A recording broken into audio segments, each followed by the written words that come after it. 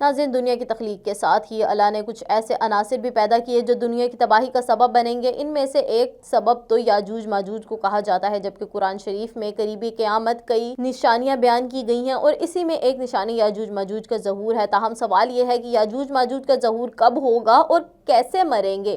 آج کی ویڈیو میں ان تمام باتوں کا تجزیہ کیا جائے گا۔ آئیے سب سے پہلے جانتے ہیں یاجوج ماجوج کون ہیں۔ دوستو، یاجوج ماجوج ایک ایسی قوم ہے جو اللہ کی سخت نافرمان اور آبادی میں بہت زیادہ ہے۔ انہیں سکندر ذوالقرنین نے اللہ کے حکم سے ایک دیوار کے پیچھے قید کر دیا تھا۔ ان کے بارے میں کہا جاتا ہے کہ یہ حضرت آدم کے تیسرے بیٹے یافس کی اولاد ہیں، جنہوں نے زمین پر بہت زیادہ فساد برپا کیا ہوا تھا۔ یاجوج اور ماجوج دو الگ قبیلے ہیں جن کے ظلم سے لوگ تنگ آئے ہوئے تھے، جس کے بعد حضرت ذوالقرنین نے ان کے آگے دیوار بنائی، جسے سد سکندری یا سد ذوالقرنین بھی کہا جاتا ہے۔ قرآن پاک میں اس دیوار کی تعمیر کا ذکر سورہ الکہف میں کیا گیا ہے۔ اس طرح ایک اور جگہ بھی اللہ تعالیٰ نے یاجوج ماجوج کا ذکر فرمایا ہے۔ سورہ انبیاء میں ارشاد ربانی ہے، یہاں تک کہ جب یاجوج اور ماجوج کھول دیے جائیں گے اور وہ ہر بلندی سے دوڑتے ہوئے اتریں گے، یہ ایک فسادی گروہ ہے اور ان لوگوں کی تعداد کثیر ہے اور یہ لوگ بلا کے جنگجو خون خوار ہیں۔ یہ لوگ آدمی، کیڑے مکوڑے، جنگلی جانور سمیت ہر چیز کو کھا جاتے ہیں۔ رقم ہے کہ ذوالقرنین نے دو پہاڑوں کے درمیان بنیاد کھدوائی اور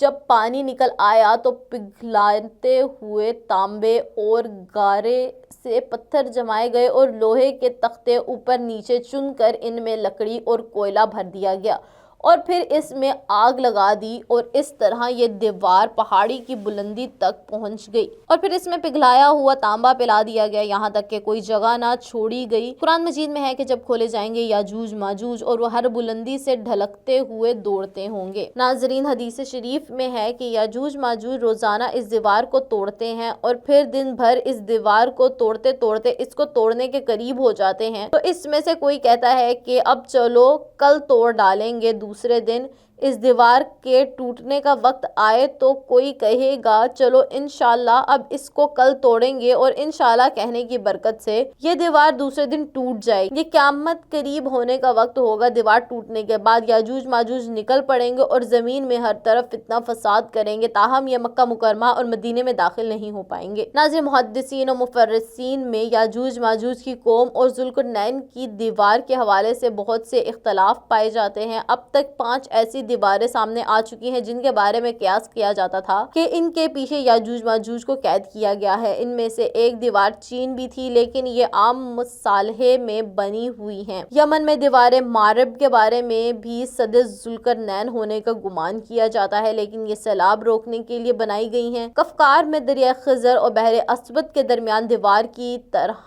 کا پہاڑی سلسلہ شمال اور جنوب کو الگ کرتا ہے۔ یہاں ایک لوہے کی دیوار بھی نظر آتی ہے جس کے بارے میں بھی قیاس کرتے ہیں کہ یہی ذوالقرنین کی دیوار ہے۔ یاجوج ماجوج حضرت ذوالقرنین کی بنائی گئی دیوار کے پیچھے قید ہیں، جو قرب قیامت کے وقت ظاہر ہوں گے اور زمین پر خوب فتنہ پھیلائیں گے۔ بعض روایت میں آتا ہے کہ یاجوج ماجوج اس دیوار کو گرانے کی کوشش کرتے ہیں لیکن ناکام ہو جاتے ہیں۔ جب اللہ کی رضا ہوگی تو دیوار کی کھدائی کرنے والوں میں سے ایک کہے گا کہ کل ہم اسے انشاءاللہ توڑ دیں گے اور انشاءاللہ کہنے سے اگلے روز یہ دیوار ٹوٹ جائے گی۔ یاجوج ماجوج زمین پر پھیلتے چلے جائیں گے، یہاں سے گزریں گے، تباہی پھیلا دیں گے، مخلوق خدا کو اپنے شر و فساد کا نشانہ بنائیں گے۔ ان کا ایک گروہ جب بھاگتا ہوا جھیل تبریہ سے گزرے گا تو صحیح مسلم کے مطابق وہ سارا پانی پی جائیں گے۔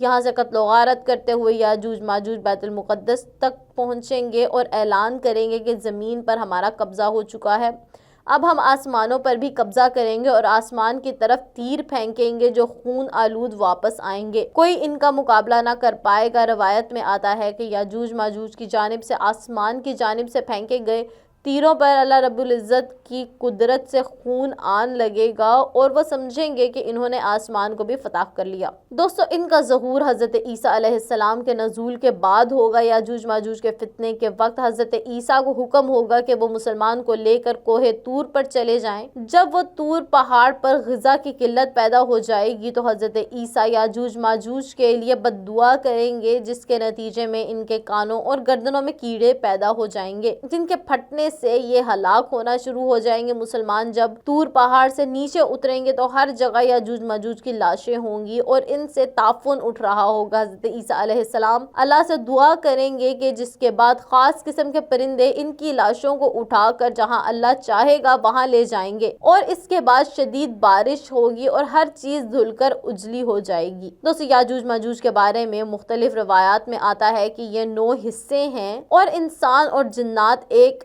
حصہ آبادی ہیں۔ جہنم میں بھی ہر 10 میں سے 9 کا تعلق یاجوج ماجوج سے ہوگا۔ ان کی جسمانی ساخت کے بارے میں مختلف روایات میں بیان کیا جاتا ہے کہ ایک روایت میں آتا ہے کہ یاجوج ماجوج کے لوگ کئی قسم کے ہیں، بعض شمشاد کی طرح لمبے، بعض طول و عرض دونوں میں 4 ہاتھ، بعض اتنے بڑے کان رکھتے ہیں کہ ان کو بچھائے اور دوسرے کو اوڑھ لیتے ہیں۔ ایک اور روایت میں آتا ہے کہ یاجوج ماجوج کے لوگ ایک بالش کے ہیں، بہت لمبے، ان میں سے وہ ہیں جو 3 بالشت کے ہیں۔ ابن الکثیر کے مطابق یاجوج ماجوج انسانوں کی 2 قومیں ہیں۔ ہماری دعا ہے کہ اللہ تعالی ہمیں ہر قسم کے فتنے سے محفوظ رکھے۔